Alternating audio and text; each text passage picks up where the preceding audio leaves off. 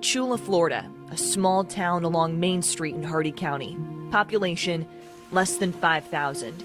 Kayla Nix and Drew Schock grew up here and reconnected 5 years ago after what began as a high school friendship.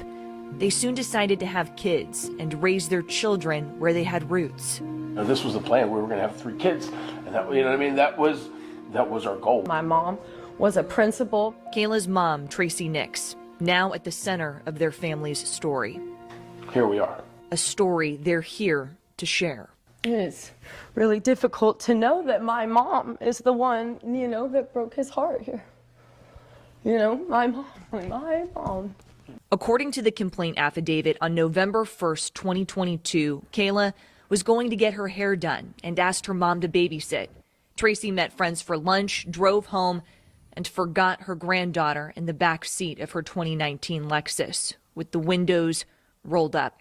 She went inside, talked to her dog, and practiced the piano.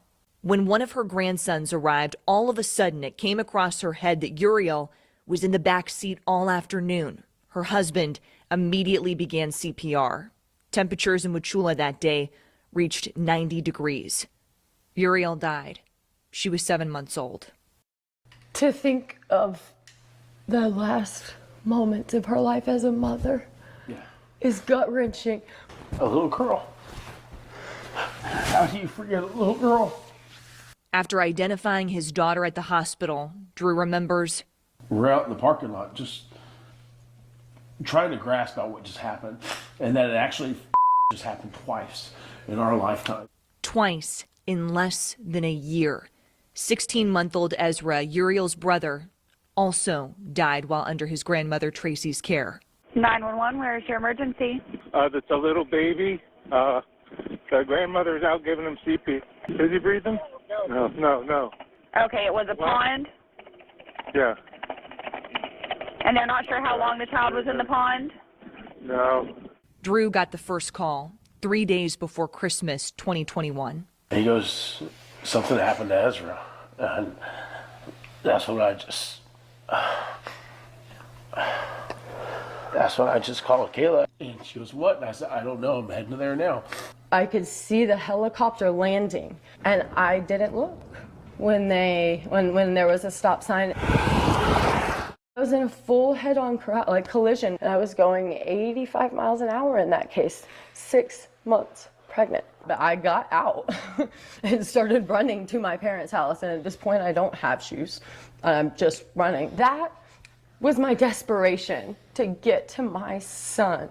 Kayla says her doctor told her she needed to make a choice. They withheld information from me. Any information that would work me up or make me emotionally distressful would be harmful to my unborn child. And I knew in that moment that as much as I loved him, that she was a real life and she was coming, and it would be wrong of me to lose it over him and hurt her and take her. Kayla and Drew had never seen the incident report detailing how Ezra drowned in a nearby pond the afternoon his grandmother fell asleep.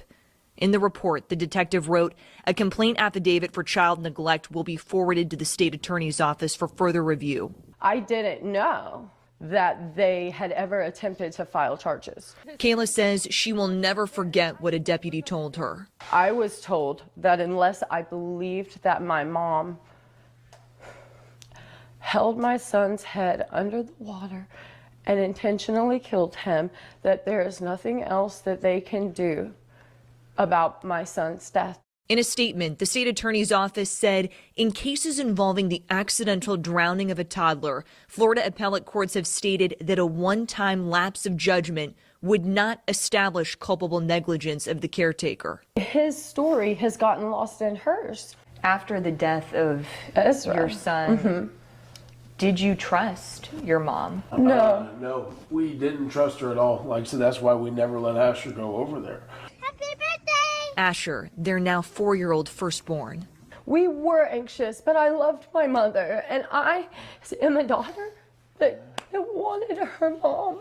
I thought that if I could believe in second chances, and so when I was told that Ezra's death was an accident, some sliver child part of me. But okay, good, I get to keep this mom, this grandmother, this person. 3 months after Ezra's death, Kayla gave birth to their baby girl. There wasn't a moment to get a grip of the death of my son before there was the life of my daughter. And how beautiful is that? Her name is Uriel, and it means, it's a Hebrew name, and it means God is my light. He's so cute. Kayla and Drew were protective. The very, very minor amount of time that she saw my daughter was almost always supervised. On her daughter's last day, Kayla says she knew her mom's plans. Yuri was at a restaurant with other people that I knew and trusted. Within hours, someone from the sheriff's office showed up at her home. And said that your baby is dead. And I said, I'm sorry, what? I know Ezra's dead. Why are you here? Why are you, like, what is this? No, Kayla, your baby is dead. 2 children now who are no longer here. You know what I mean? Somebody has to answer for that. But Tracy's attorney, William Fletcher, says it depends. But because somebody dies doesn't necessarily mean that somebody has to pay. And this obviously was an accident, and the question was, is it culpable negligence? Fletcher told us Tracy Nix will not be making any public statements. Tracy loves her daughter and her son-in-law and all of her children and her grandchildren. What is she feeling? Totally devastated, totally devastated. Why did you choose to take on this case? It was so incredible. I can't conceive of the pain. I got a couple grandkids, and you feel the same way about your grandkids. So it's not, you know, the parents are hurting, but so are the grandparents are hurting too. So there's no winners here, certainly no winners. Everybody, I mean, it's just total devastation. They're very fine people, and decided I'd take it. I know you've heard sometimes people have been struck by lightning 2 different times, and that's the way I look at this case. We sat down and spoke with Kayla and Drew, the parents, and they say that they want justice in this case. What do you think justice looks like here? Looking at the facts, looking at what really happened, as far as Uriel, the baby girl, which is what the charge what the jury should be focused on, and deciding is this culpable negligence.